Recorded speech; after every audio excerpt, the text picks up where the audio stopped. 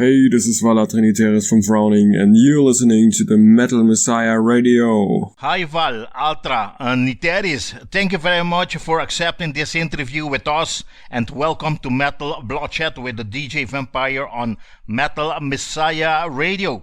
Nice to be here. You born in Dresden, Lower Saxony, Germany. That's right. Could you tell us a little bit about your parents? Yeah, my parents are both church musicians. That's really cool. But church musicians, so they try to make me a Christian.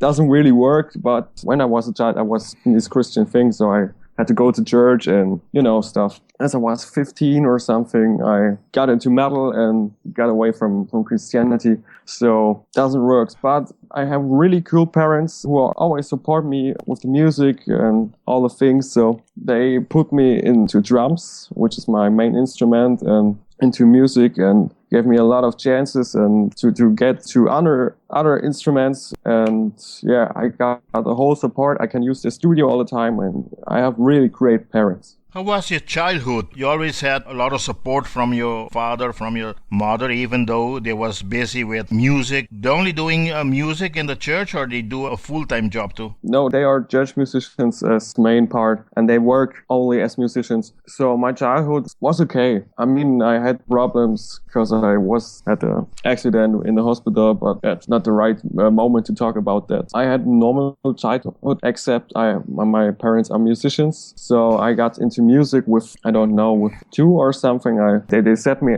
into the piano, and I played with 5 or 6. I got my first piano lessons. This was my first instrument. And with 8, I got into drums. I always annoy my parents with I want to play drums, and with 8, I got the chance. So I started learning drums and kept it until now. And school is one of the things I hate about all the childhood and the youth. I mean, you're still attending school? No, I'm 20 now. I'm out with 16 out of school, and I hated school because I don't want to learn the things you learn in school. I can't really things with math or physics or stuff like that, like science. How about a musician school? Music lessons in school were was easy for me, but not really the kind of music I want to go through, and not really the history of music I want to go through. I mean, you have like a couple of songs from the charts you sing and some music theory, but not really music history, which is important, like classics or blues and the last years of music. So I wasn't really into that music stuff, but it was easy for me, of course. So I hated school too because of the students. They pretty normal, and me as black guy, I don't really got accepted from them. So it was a happy time. But when I got out, I was happy as fuck, and I were like, yeah, fuck you, I'm out, never see you again. And since then, my life turned into a good life. Okay, tell me, do you have brothers and sisters? Yeah, I have an older brother who is also into music, but he's more into electronic stuff. But he helps me always with the mix and the mastering. He's a good producer, and he helps me with master and mixing and get a nice sound and stuff. Who's responsible you becoming a metal musician? That's a difficult question. I mean, that I became a metal musician I can't really answer that. I mean, all the bands who inspire me are responsible of that. That I became a musician is... Especially coming from a family, that are used to the church, the music from the church, and now you're just the opposite. Paradox thing is I got into metal because of a youth Christian TV channel, There were a couple of bands, Christian bands, but I was like, whoa, that's cool. Listen to that. Christian metal. Yeah, Christian metal. Was really funny. But with the time, I got into non-Christian metal, and as I started I had these comparisons on YouTube with Christian versus anti-Christian death metal, and I realized quickly anti-Christian death metal sounds pretty much cooler than Christian death metal, so I got into this anti-Christian thing and said goodbye religion, and yeah. So you still got to go to the to church? No. I don't go to church anymore. I don't know. I quit going to church with 14, and with 15 I was out of Christianity, so all is fine. Okay, Val, you was a drummer of Holinstrom, a black metal side project from Dark Armageddon's guitarist Darius back in 2006, at a time at a very, very, very young age. Are you still with this band? I was 18. It was 2013. Holinstrom was formed in 2006 with another drummer. So another drummer, not from Holinstrom, asked me if I want to join the band because they searched one, and I took a listen to their demo called Storms of Hell, which is a really cool demo, but I realized after I took a listen to the new songs, it isn't really much I want to do, and I don't like the songs, but I was like, okay, maybe it's unmixed and that's the whole thing, which doesn't sound. So I tried to get in, and I got in, and I wanted to play live. Just had my one-man project and another project which was with a two-man project, so I wanted to play live, and then there was a chance to play live. So I joined the band, and wasn't really the best idea because they didn't get any gig, any concert. I just were there and played their songs in studio. As the album was finished, I took a listen, and it sounds completely shit, and I was so disappointed about all the work I put in, so I just say goodbye, Holinstrom. It was really embarrassing band too. They had a video on YouTube, which is damn embarrassing. If you want to do me a favor, don't watch that video. Okay. So how old were you at the time? I was 18 when I joined, and I was 20 when I quitted to be on Holinstrom. Now you are part of this German language black metal side project band with Baldur Pest under the name Heimleiden. Yeah. Not anymore with Baldur Pest. I'm still a part of Heimleiden, but I kicked Baldur out because it was not really a guy who is kind of smart, you know. He always needed like 8 to 10 months to record one song, vocals, only the vocals. Okay. He was just a vocalist. So and Heimleiden is your band? Is my band, yeah. Okay. I formed it with Baldur together, but mostly of the ideas came from me. So he just was the singer and the lyrics writer and all the stuff you can imagine what the bands need, from instruments and making music, writing songs, do the arrangement, recording songs, mixing stuff. And so all these things was my work. And he just made the vocals and write some lyrics. And he needed always so much time. Yeah. Why is that? He's playing in another band too? No. He just was like, no, I don't want to do this today, so I do it tomorrow or next week. And so it was a lot of time. And we had a chance to make tapes of our debut, which is called In den tiefen der Einsamkeit. And we got a label which want to give us some money for that. So wasn't really much, but it was enough to pay that I have to do the whole artwork again for a tape. You have some artist sizes and stuff. So I did all it again. And Baldur had to do nothing for this, but he wants the money. And I was like, no. So he offended me as Jew because I'm thingy. And this was the point where I said, no, dude, fuck off. And so you guys didn't do any tour with the band? No, not yet, but I got another singer. He's called Furo, and is a close friend of me, and he's a really good vocalist and really cool guy who make all the records really quick. And if there's some mistake, and Baldur made always mistakes, I had to cut all the vocals again and put it on the right position. And now I have a really cool singer. If I say not complete what I thought, he's always like, I do it again. And then it takes more than like 3 or 4 days, and then I have a new record, and it's perfect. So I'm completely satisfied now. But how do you feel singing, playing metal and singing in your language, German language, versus English? I don't really like German stuff, but you know, I'm not the singer of Heimleiden and I'm not the lyrics writer, so it's okay for me. He has very good ideas with the lyrics, and he sings. What's the difference? How do you feel like playing metal, but you guys singing in the German language versus English? I think it's okay. I'm not really a fan of German lyrics mostly of the time, but Furo does just really, really, really good lyrics, so it's okay for me. And he sings, so you can't really understand a word from what he is singing, and so it works for me. Do you have a lot of support from the German people when you go to do a show, a concert, but with this band? We hadn't any show yet. We didn't have a concert because we're just two guys and I'm doing all the instruments and he's doing the vocalist. So we don't have the chance to play live, but we wanted, but not at this year because we both have other projects. We want all to set our concentration and all the time on the other projects. And yeah, I might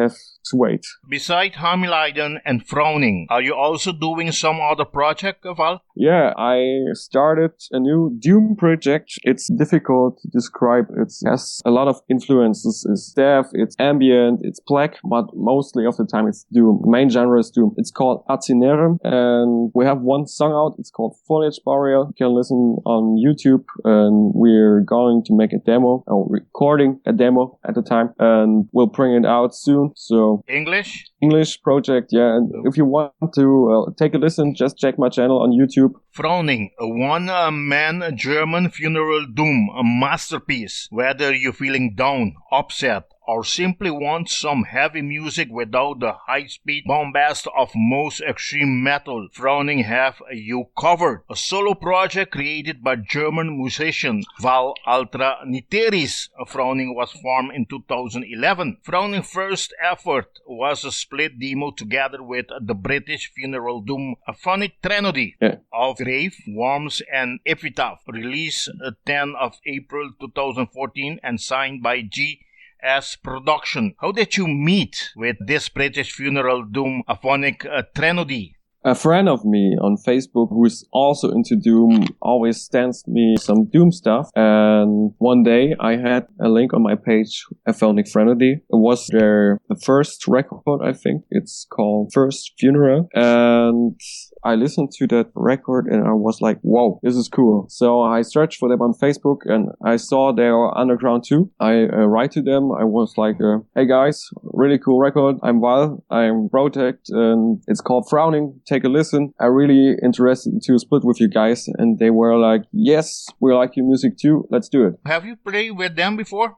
No. So when you did this split, it's the first time you guys worked together? Yeah, it was the first time, but definitely not the last. How was the collaboration between you, them, and GS Productions? Well, very good cooperation. I mean, we both were recording our stuff, had talk about the artwork, which pictures we put in. We had some pictures of me, we had some pictures of them. So it was a really good cooperation. Then we got to GS Productions, the label of the Aphonic Threnody, I think. So they were like, we do this demo and had a great cooperation with GS Productions too. I'm still in contact with Vitaly, who's the guy behind GS Productions, and all was fine.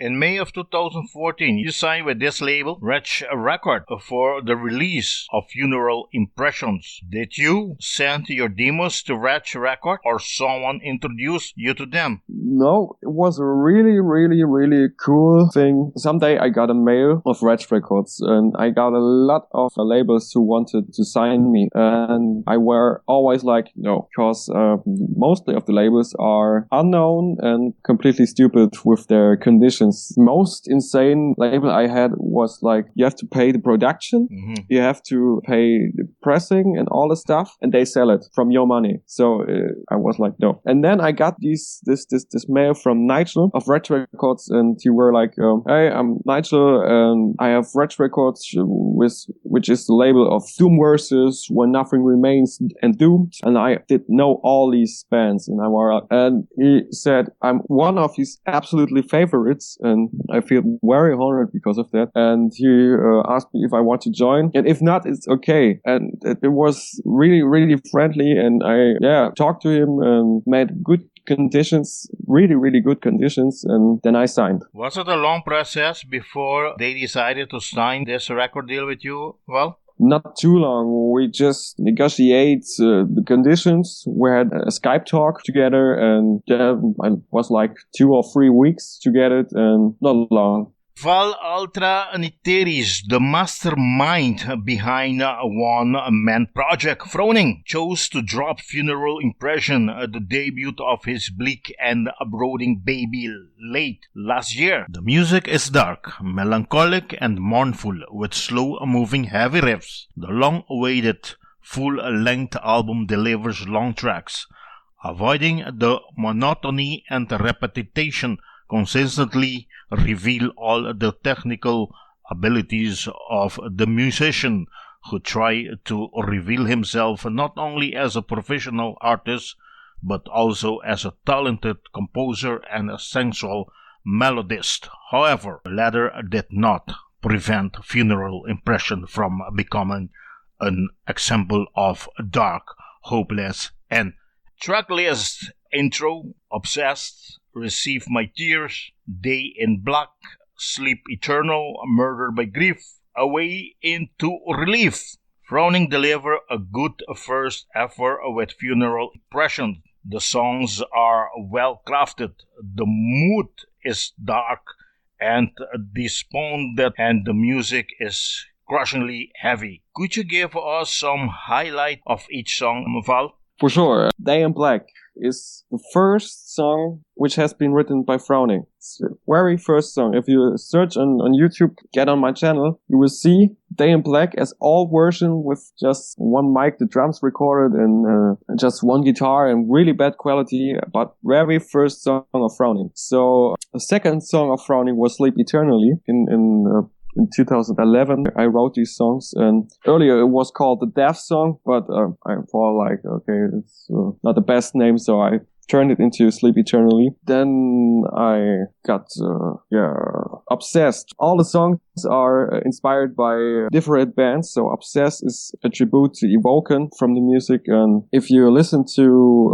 the outro of Obsessed, you will realize maybe that's kind of quietus from Evoken. So I try to do this in my style, so this is what Obsessed. Receive My Tears was a try to put some clean vocals in an atmospheric way into a song and make some depressive stuff, like really depressing. Away into Relief was inspired by Mournful Congregation, The Waterless Streams, which was a song I couldn't stop listening for maybe 3 or 4 days. And all the time I listened to The Waterless Streams. And then Away into Relief came, which was inspired of that song. Murder by Grief was a thing. I just want to create a hymn, which is dark and brutal, and which is completely a masterwork.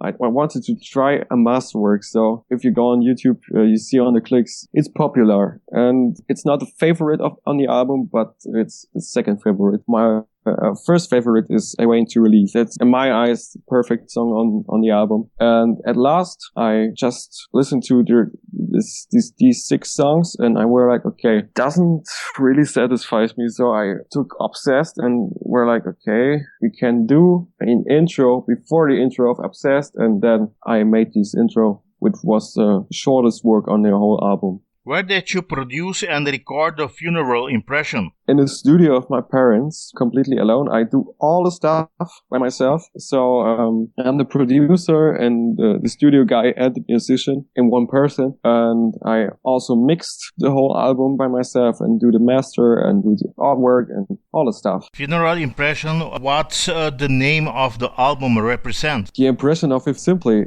I just wanted to make an album which represents the atmosphere, the dark atmosphere of a funeral, and on different types of music and different types of songs. So on every song you have a different atmosphere, and I want to make a couple of songs which all represent these atmosphere. Who did the cover artwork? Me too. Like I said, I did all by myself. I was in 2012, I think. I was on a graveyard on a city not far from my village, and they have a really, really big old graveyard. And there I made most of the pictures, which are in the artwork of Funeral Impressions. And of course, the awesome cover was a really, really cool tombstone, you know, and I was like, okay, I have to make the picture and put it on the cover someday.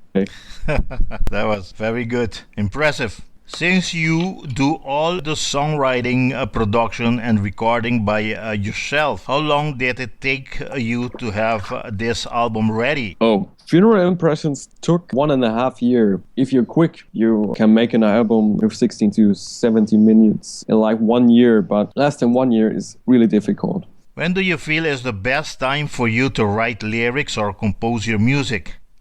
When I get inspired from one band or one song. I mean, any time in particular, when you're down, when when you're happy, or I don't know.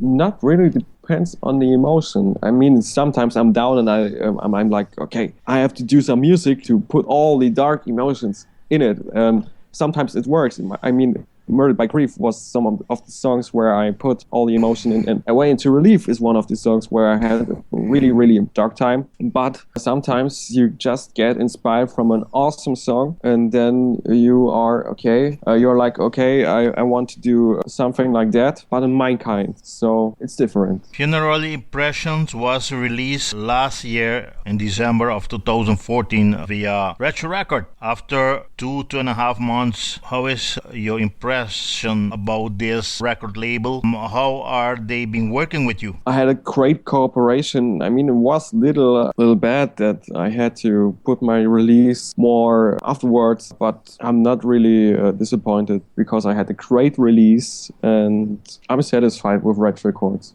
And how is the medias and fans? Media and fans are great. I got very, very positive responses and very great responses, and I don't got any really negative point. I mean, some critics which are really important for me. If an album just gets positive critics, there's something wrong. So most of the responses are great and positive, and I'm really happy with that. Further plans for Frowning? Are you gonna recruit a guest musician for a live performance and to support your new album? For live musicians or for live performances, yes, I'm going to search some musicians, or I'm over it. I don't really got a whole band, but I'm over it, and I want to put Frowning on stage someday, but it's not the time now. Planning or desire to tour Germany and Europe, or even outside Europe? Yes, I want to travel the world someday with Frowning, but I mean, I have to start in Germany, and when I get popular in Germany, maybe someday I can go outside and tour in Europe, and someday maybe outside of Europe would be great for me. And yeah, I think it's possible, but it will take some years. What are the festivals you wish to play at and the band you want to play with? Festivals, there are not pretty much festivals because I weren't on much festivals. So I mean, it would be great to play on the Doom festivals here in Germany, like Doom Rotten Death or Leipzig or Hammer of Doom is called. all this stuff. It would be great. It would be great to play on Partisan in Germany and on one festival in the UK, which is called Arctangent.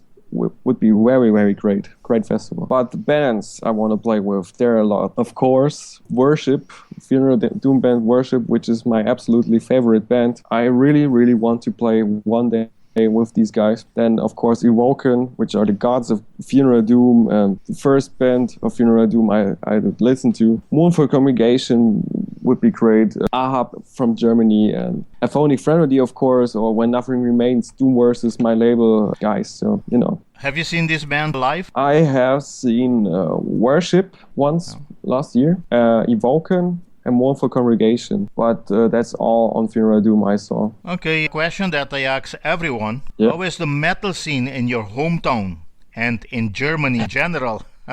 In my hometown. I lived in a big village, but we have, I think we had 2 metalheads. Me and another girl, which is into metal, but that's all. We have like 11,000 citizens here, and not really much. But in some cities of Saxony, we have a scene. Not big, but we have a scene. But how do you see the metal scene in Germany in general? Different. Depends on which metal scene. I mean, you have the normal metal scene, which is into all of these mainstream bands like Amon Amarth and Slipknot and stuff, which are completely alright. You have these underground bands and underground scene, which is almost alright, and most of the time the guys are right. But we have also the black metal scene, which is really difficult because the most guys of the black metal scene think they are better than other people, and that's pretty annoying. But the doom scene, which is really small in Germany, is really cool. Due to your very busy schedule, we couldn't do the interview last December, but I'm very happy. Val, thank you very much to make this interview happen this time. So far, the microphone of Metal Messiah Radio is all yours to invite all your friends and fans to support the bands and to buy your albums and all merchandises and to attend your future concert, well, who knows, all over the world. Thank you. Thanks for having me. So, anything you want to say to all your friends out there? I love you guys. That's all. So, if they want to buy your album, if you want to buy my album, go on Bandcamp, frowningpointbandcamp.com, and there you get it. And of course on Wretched Records and on Solitude Productions. Once again, I want to thank you very much, Val, and hope you all the best with Frowning and any other project you still with, and hope to meet you sometimes. Yeah. Thank you very much. Yes, in the meantime, like I always say, metal on. Bye-bye. I hope we meet again.